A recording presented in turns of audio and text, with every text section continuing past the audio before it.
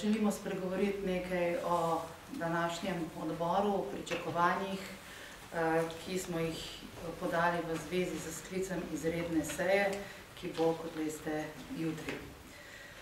Danes mineva točno en teden od razkritja rezultatov bančnih stres testov in včeraj je Evropska komisija odobrila tudi državno pomoč 5 slovenskim bankam.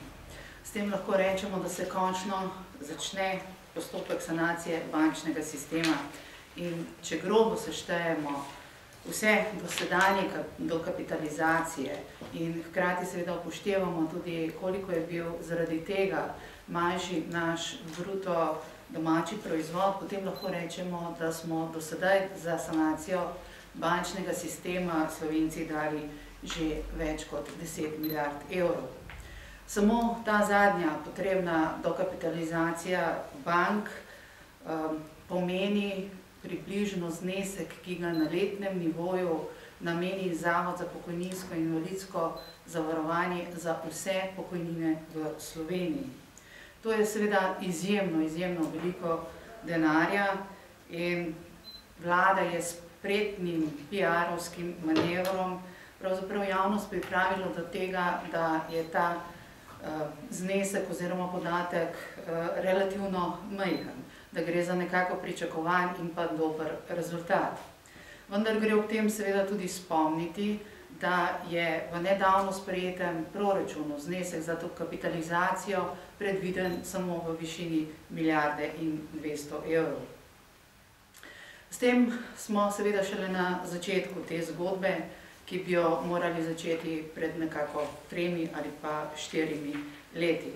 Nič še ni bilo narejenega za to, da bi dobili neko upanje in neko zagotovilo, da čez čas banke ne bodo potrebovale nove sanacije.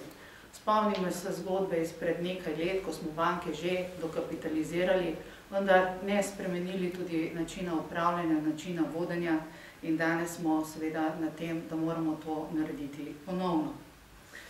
In seveda ob tem je tudi zelo zmotno prepričanje, da sedaj, ko bodo banke ta denar končno dobile, da bo s tem nekako avtomatično se začela tudi gospodarska rast.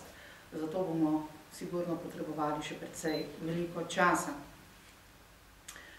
Zato se je zelo težko strinjati z besedami predsednice vlade Alenke Bratušek, ki je rezultate stres testov pospremila z besedami: "Danes je dan, ko smo vam dokazali in pokazali, da znamo." V tem trenutku vlada tega še ni pokazala. Pokazala pa je to, da se zna dodatno zadolževati in to zelo drago in da zna dvigati davke.